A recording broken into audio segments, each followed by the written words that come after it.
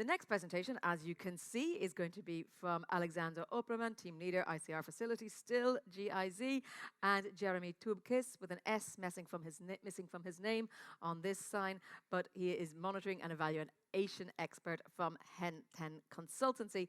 They're going to talk about the lessons learned and the recommendations for the successful implementation of a multi-partner contribution agreement. So how is that going to work? It's going to be a two-hander. We've got microphones here ready to go. So Alexander and Jeremy, please take the stage.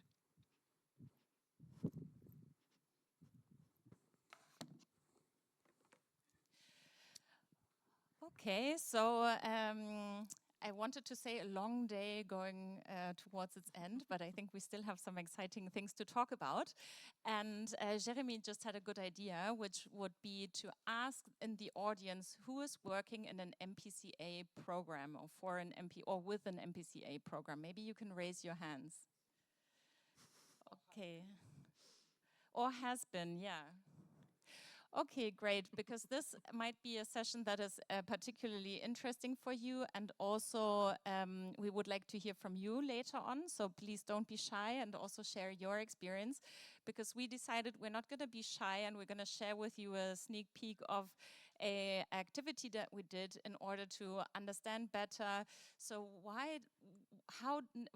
or let's say before in the sessions we focused very much on what we did, so you saw all the different types of activities that the ICR facility was doing, and now we want to focus on how we did it and how did it work within an MPCA setup, because just as a reminder, I think in 2019 there weren't that many MPCAs already signed, so as you already heard, it was also a little bit of a learning experience for everyone. So maybe you can show the next slide. So what did we do with the help of Jeremy and his team? We had a look into how did the ICR work in terms of governance arrangement, interagency collaboration, processes and tools that we used, and also communication. We had a lot of different questions that were asked, and Jeremy will tell a little bit more about the methodology of this activity. But what we are presenting to you now, or what Jeremy will present to you now, is the outcome of an extensive learning experience. So maybe with that, I can pass over to you. Thank you, Alexandra. So I'm going to switch to this slide. So it was not a full-fledged evaluation. It was a shorter exercise, more focused in scope, also with a more limited evidence base, and also a little bit more participatory than a regular evaluation. With the third stage in the process that is showed on the slide, a full-day workshop in Paris with about 20 participants of the project team. And the idea was indeed to really look at how the MPCA arrangement that requires a high level of collaboration between the agencies worked out, and what were the ingredients that made it a success. And also, what can we learn from this experience with ICR that could inform or guide future MPCAs? So we'll focus on 5 main lessons from this exercise and recommendations that can be useful for the MPCAs. And I'm going to come up with broad lessons learned and recommendations that are intended to many of you. And then Alexandra will come in with specific insights, context, and examples drawn from the ICR experience. And for context, conducting a lesson learned exercise has become mandatory for all Expertise France projects. So as part of this Expertise France kind of move toward more learning from projects, I conducted a similar exercise for 2 other MPCAs this year. And the first lesson is that MPCAs come with a lot of expectations and advantages, but also disadvantages and risks. And these needs to be carefully weighted and anticipated in the preparation phase. Potential benefits include uh, um, economies of scale, complementarities between IPs in terms of technical expertise, geographic presence, and they include as well uh, greater potential collective results. Now, in terms of disadvantages, they include higher transaction costs in terms of internal communications between the implementing partners, for example, meetings, and a lot of constant alignment efforts. So, what are the recommendations for future MPCAs? First is to clearly articulate the rationale for an MPCA, for this specific initiative, and the rationale for choosing these implementing partners over other alternatives, other types of contractual arrangement, other implementing partners, etc. And another recommendation associated with that is to spell out the stakeholders' expectations. What do they expect from the MPCA arrangements specifically? What are the associated assumptions as well as risks? And come up already in the inception phase or project formulation phase with a clear risk mitigation plan. For example, how the collaboration between the implementing partners is going to happen and how to maximize the intended benefit of the MPCAs. And then risks and benefits that I mentioned earlier needs to be integrated in the monitoring, evaluation, and learning component of the project in order for them to be monitored and documented throughout project implementation. And that way, with this constant monitoring and documentation of benefits and risks, these lessons can be reintegrated continuously in or taken into account in management decisions, guide adjustments throughout the project. And this morning, a lot of the stakeholders that were in the panel mentioned the flexibility and agility of the ICR throughout the project period. And it is also very important to monitor and document those so that at the end of the project, the MPCA is able, or the project team is able to demonstrate the added value of the MPCA. Without documentation, without data or monitoring, even though they might be qualitative, it's hard to demonstrate what did we achieve more than what we could have achieved individually. So with that. Yeah, and maybe just reflecting on what Jeremy just said, I think that we already heard that the ICR facility had its root in the practitioner network, so showing that these kind of networks where there's a conversation also with the European Commission going on with various development organizations is kind of a very good foundation for an MPCA. And also it shows that this MPCA framework was intentionally chosen for the ICR facility. So it was very clear that also the mandate of the ICR facility would not only be to focus on finding or achieving our indicators and setting or getting our goals all checked, but it's also about this learning and this experience and the added value of working together in an MPCA. On the other hand, I think that it's also interesting what Jeremy says about this whole question of risks and also the advantages, because I think that the risks are always a little more obvious to everyone. We need to coordinate. We have weekly meetings with the whole team. We have weekly meetings with the European Commission. We have weekly, like there are so many meetings going on and a lot of exchange happening. And yes, of course, that's first of all a very big investment that you need to do, but I think it's the basis for everything. And then on the other hand, I think it was Diego who just now said, well, in the Dominican Republic, it was SNV working alongside GIZ, and then 1 + 1 is not 2, but it's more than 2. And this is something where I think we all need to work a little more on showing these kind of additional values of working in an MPCA. So looking forward to having an exchange on that also with the other MPCA programs here. second lesson learned. So from this exercise, we found that ICR as an MPCA worked really well overall, despite initial challenges, of course.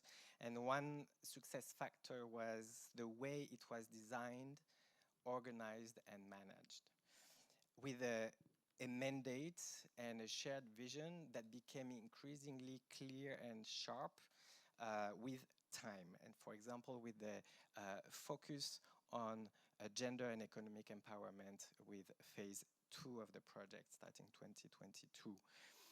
Also with a clear and relevant distribution of roles and responsibilities within the project management unit and among IPs, with an organogram and functioning that avoided conflicts and overlap, and that fostered collaboration within the 3 project components as well as between the components, as was exemplified many times today.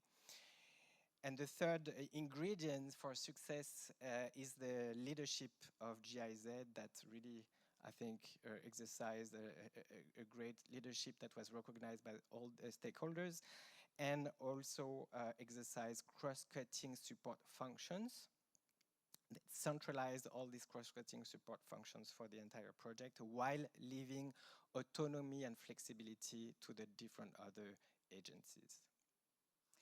Okay, so maybe taking some of the points that Jeremy raised and maybe starting with a clear objective, I think the ICR facility had 2 challenges. First of all, kind of establishing this working together in an MPCA, but then also as a facility, and a demand-driven facility, you don't have that very clear objective, or you have to, first of all, spend a lot of time to actually define it and have this common understanding with everyone.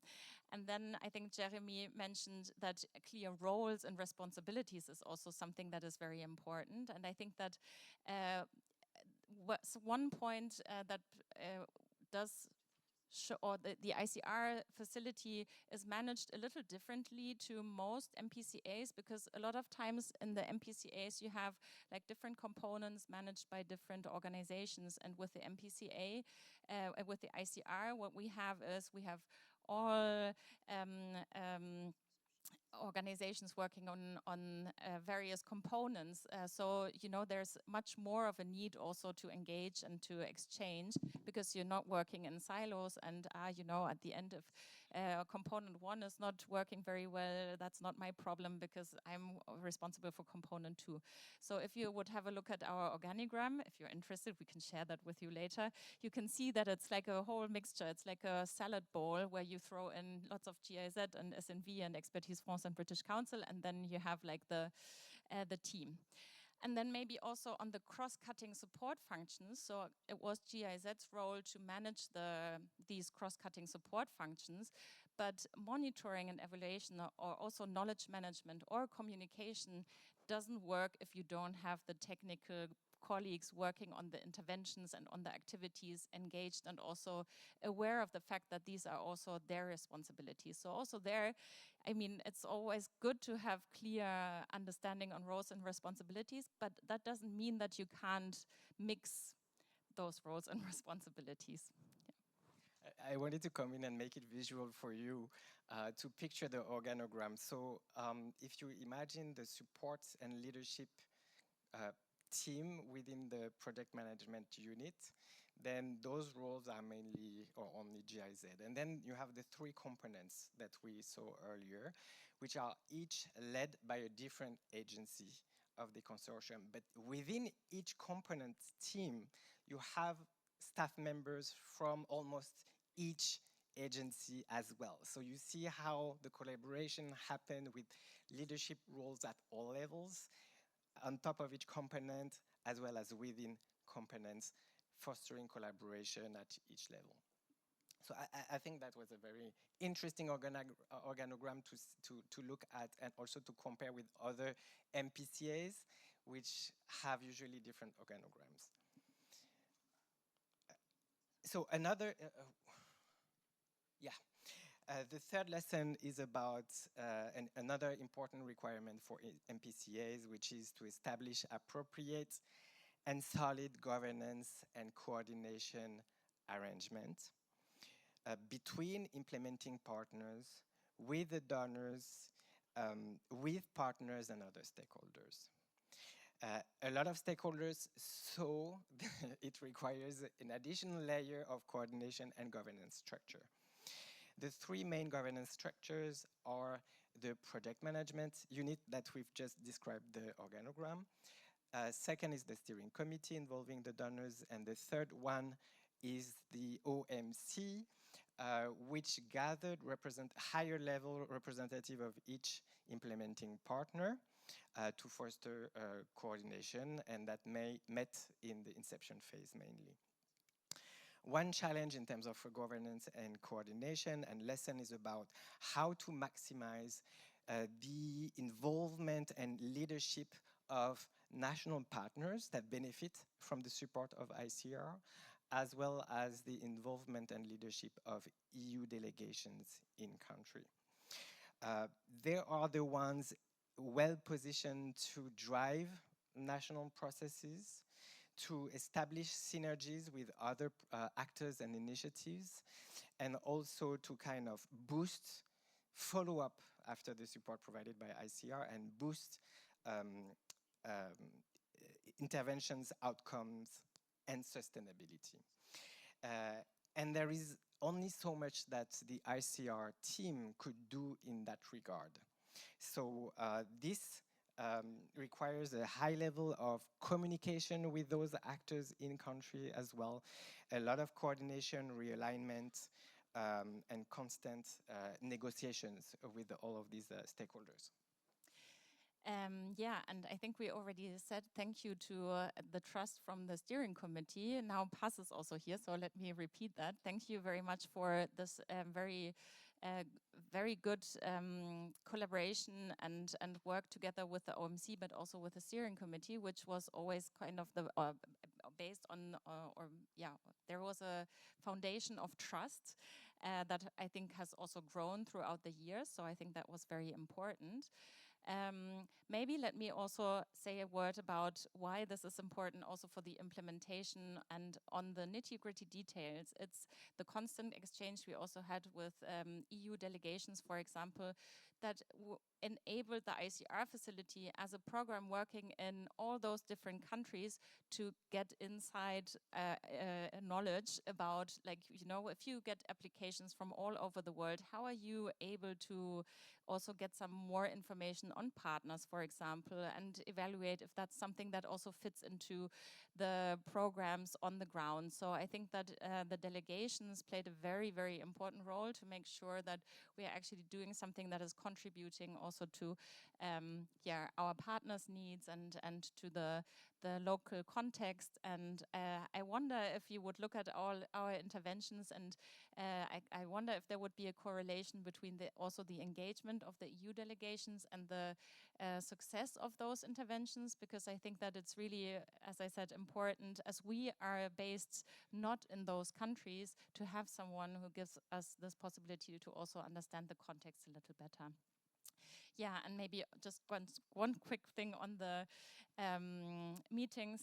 Yeah, we did have a lot of meetings, but I think what we also managed to do is we managed to have fun together. So let's give a little bit of an insight to how we organize our team meetings. We have kind of every Thursday we have a little icebreaker, which is just a small question. I don't know. What's your favorite food? Which is your favorite band? And then everyone, what made you happy today? So it gets everyone talking at least once at the beginning, and I think that changes just the whole dynamic of a meeting. Of course, cameras on. I think that's also very important to make it more engaging. And so sometimes it's the small things that also make the difference.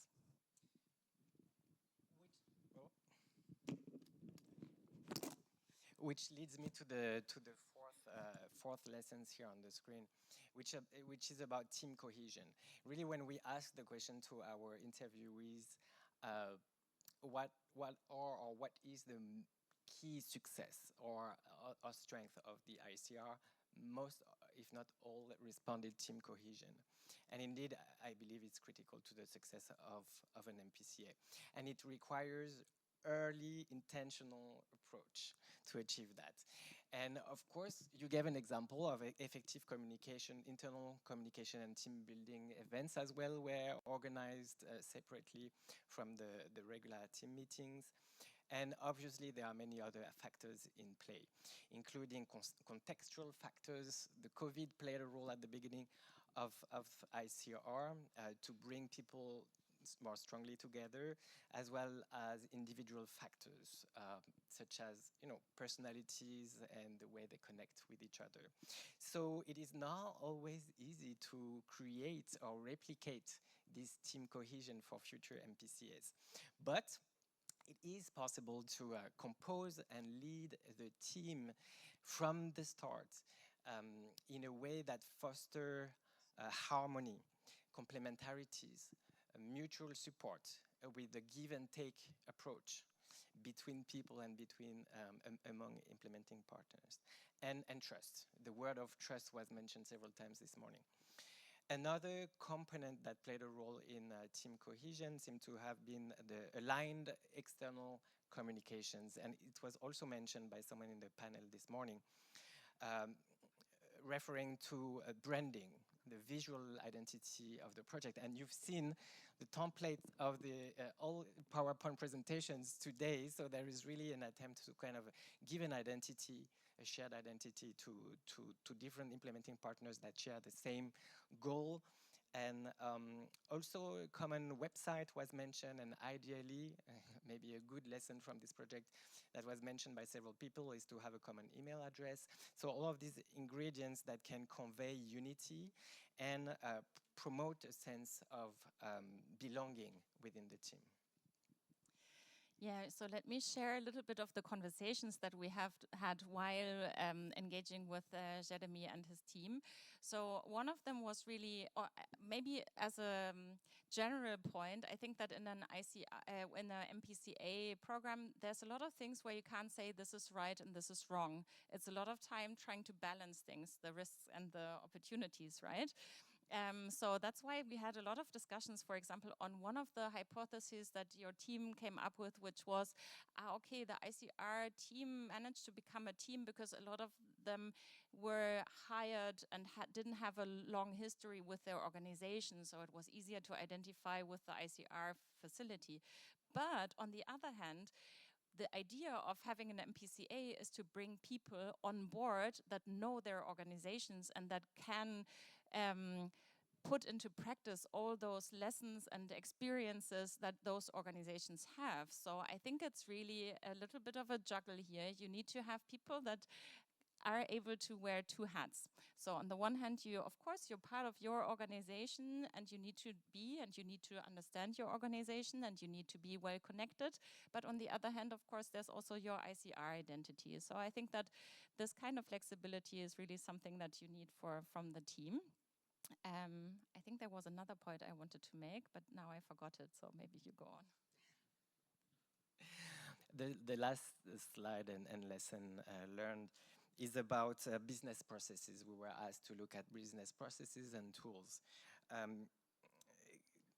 Obviously, they need to be clearly, but also jointly defined or conceptualized for the MPCA, and ideally harmonized tools among IPs as much as possible while accommodating for each agency's own procedures and ways of working. So there is a balance to achieve here, and that involves first a long enough inception phase and a lot of brainstorming sessions at the beginning of the project to kind of come up with something that works for everyone and to achieve that sort of alignment on how is it that we are going to work together as implementing partners, and also reviewing those processes and tools regularly throughout the project implementation in order to keep them or maintain fit for purpose and to incorporate constantly lessons from implementation. And third, ideally documenting those processes and tools, how have we worked, or how did we agree to work together, and establish them formally as much as possible for internal staff and external partners' needs, as well as for transparency. Yeah, I think that I can only agree with what you said, that it's very important to have all the processes clear and all of that. And I think that when you start a project like this MPCA, the ICR facility, the first thing you do is you write an operational manual and you write terms of reference for all the different governing bodies. And then I think this morning I was asked, I saw the operational manual is dated 2021. So I think there might be a little bit of, I don't know, I think there was a lot of learning, and what I want to say is that I think it was very important to invest the time in the inception phase to prepare all these documents. And if you want to speak to our M&E expert, Christina, I think I had 3 meetings with her, running me through all our monitoring tools that we have.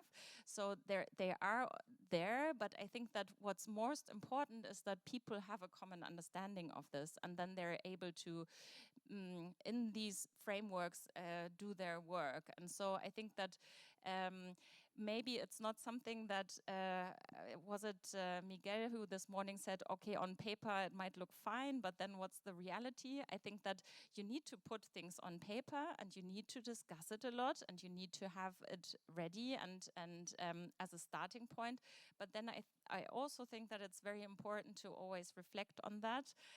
And I think it's at some point, the success is when people don't need to look into the indicator definition sheets to know, do we have an outcome here or not? And so for practical purposes also, I mean, we are a big team.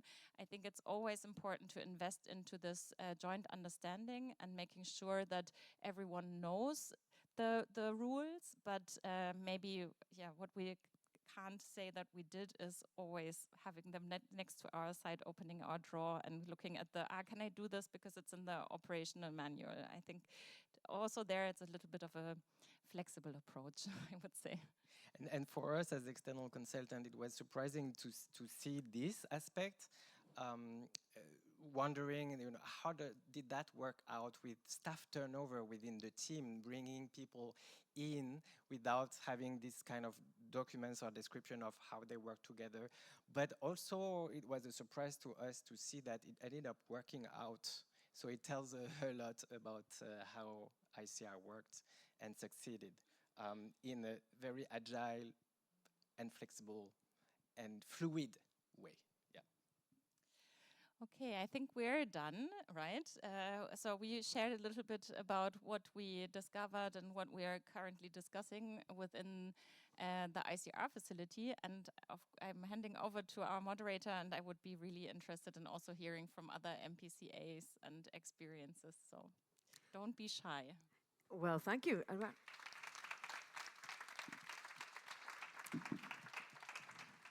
So indeed, Alexandra, don't be shy is what I was going to say as well. So Jeremy and Alexandra are here to answer your questions, but also we want to hear your comments and feedback. So is there anyone going to put their hand up to kick us off? Yes, right here in the middle, and just hang on till we get a microphone to you. Okay. Does that work? Yeah. Hi, Emmanuel Moyet, the team leader of the TPSD facility, your sister facility. I have a question for you. First of all, congratulations, because I see, and I've been here with many members of the ICR facility, and I see them talking together and laughing together and exchanging, and I feel this good atmosphere, and I really appreciate, and I know, being a team leader myself, how difficult it is to manage this. My question to you is, coming from these different partners,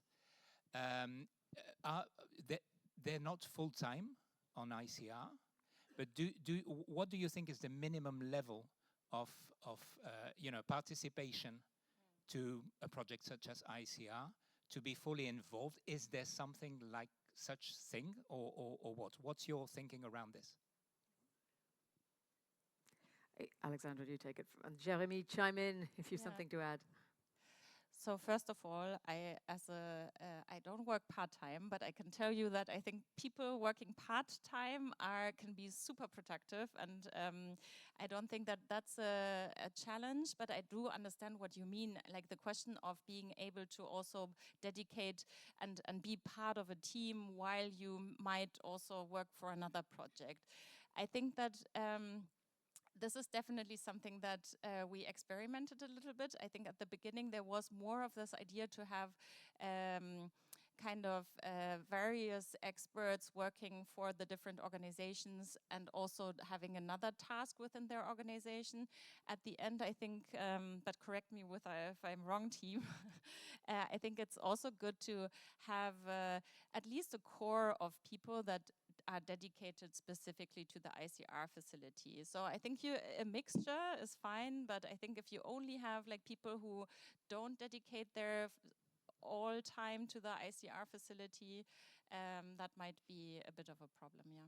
Yeah, if we compared the different versions, the successive versions, some of the successive versions of the organogram of the team, and we saw that over time, more and more positions were filled full-time, so converted from part-time into full-time, in addition to new positions being created. So for example, at first, I believe the communication and M&E was within one single responsibility, and it was one person, and then it was separated and made into two full-time, if I remember well, positions. So that, and it came up a lot in interviews. You need to have, because of the amount of work, the diversity of interventions throughout the world, that needs to be kind of monitored, for example, and communicated into a harmonized way across partners, a lot of coordination. You need to have enough resources and budget for those key positions. And that might be a good point also to mention. I mean, the ICR was also smaller at the beginning of the program, so it's more than double of the budget and also a little more time that we were able to get for the implementation. So, of course, I mean, it's, yeah, as you said, it also takes resources, but I think especially those topics like monitoring and knowledge management and communication, they're just really important, and I think that they definitely made a difference to the ICR facility. And with people busy, dedicated half time on a project, is obviously more difficult to create that sense of identity and belonging. Any more questions, comments, experiences? Yes. Yeah, thank you very much. My name is Bart Horemans. I'm the team leader of another MPCA. It's a TEI Obvet. And I see that some of the things you had, and I heard also that you were involved in setting up the TEI Obvet, that there was some learning from what you did here. So the pillar structure is less, I mean, it's more pillar structure than you have, unfortunately. But I noticed that, so I don't know if there was a reason for that. But one of the key questions we had and issues was co-responsibility. How far does it go? Where did it go? How exactly can one agency be responsible for what another agency is doing or not doing? And these are some of the things we struggle with. I see that. So I don't know if you have any insights on that. Thank you. Or indeed, if anyone in the room has insights on it and they want to put their hand up and answer as well. But sorry, Alexandra, Jeremy. Yeah, maybe that's also one of the risks, but you have to take it in order to get those synergies going, right? Because if you just divide it and say, okay, the project is a big cake, and you divide it, and each one does their separate thing, and this is only my responsibility, then you might lose on this exact idea of being able to work together, create synergies and all of that. But I do also see that, of course, it's a risk, and that's why I guess the most frequent used word today was trust. So you have to build trust in order to also be able to do this kind of, I just, sorry, not to interrupt, but it didn't really came up in interviews with the different people we interviewed among the project team as well as with the donors. But the only kind of concept that came up consistently is, and I mentioned it earlier, is mutual support. So I don't know if that probably partly answers your question when someone needs help or does not deliver, someone else seem to have come in to provide that support and with that spirit, that collective spirit. But I guess the people sitting here are the best place to answer that question. Did you want to answer on it, Pete? You wanted to add something? We get the microphone to Pete. No, he doesn't need it, as we found out upstairs. Thanks. No, I would definitely want to confirm that. I'm the team lead for SMV within the ICR facility. And we do see, and I dare to say we do see that any success is a common success. And if one of our colleagues has a problem, that is automatically also our problem. And then whose fault it is, whatever, that may be for later. But first, you're going to repair, you're going to support to make sure that the whole thing just stands up and is strong. So we do feel a sense of co-responsibility, a very strong one even. Sorry to... linking back to what I was saying earlier about the organogram. For example, the component one, the facility that Diego led, was led by Diego as SNV.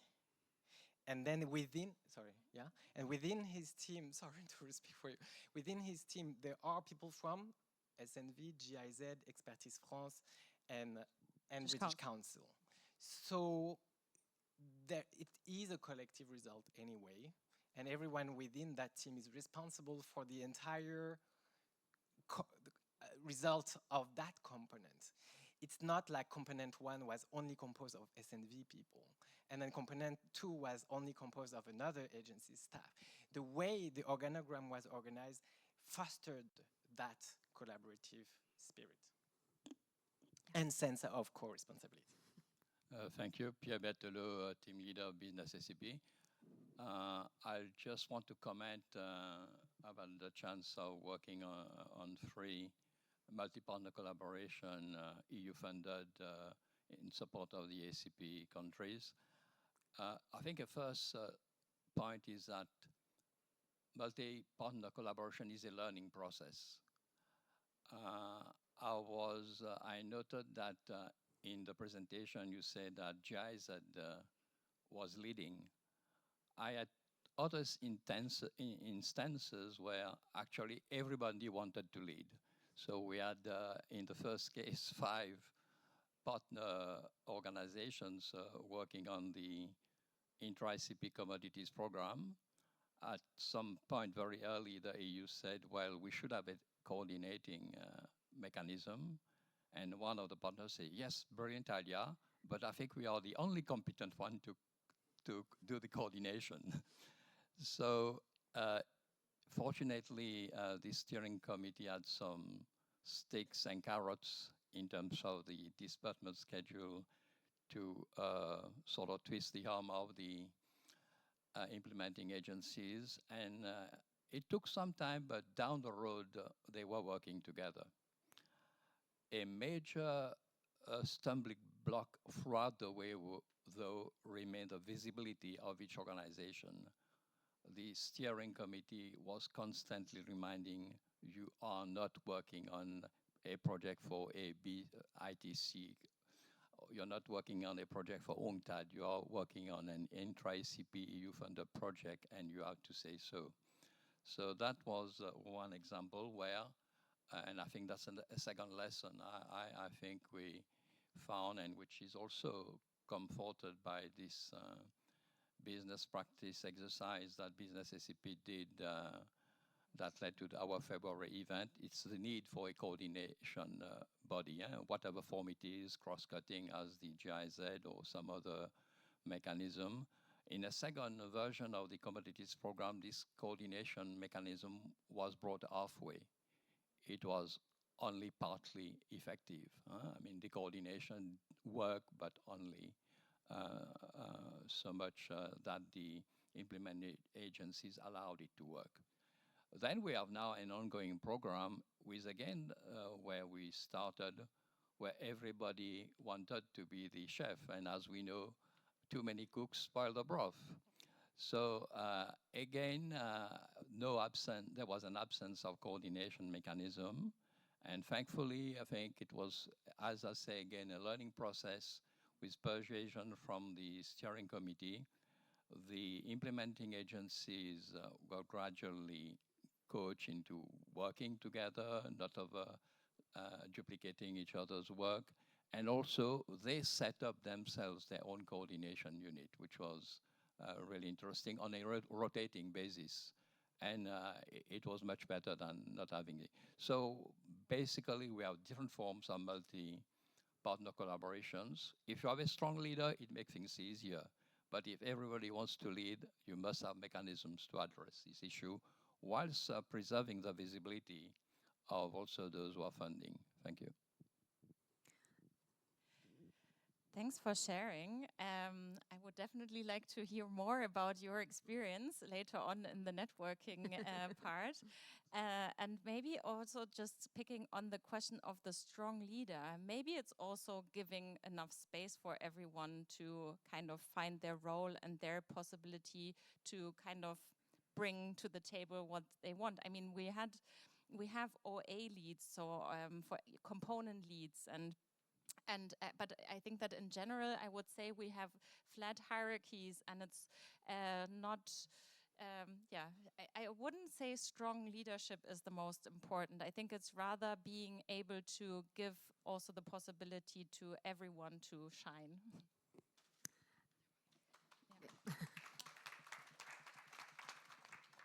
Yes, another comment or question? Thank you. Yeah, does it work? Yes.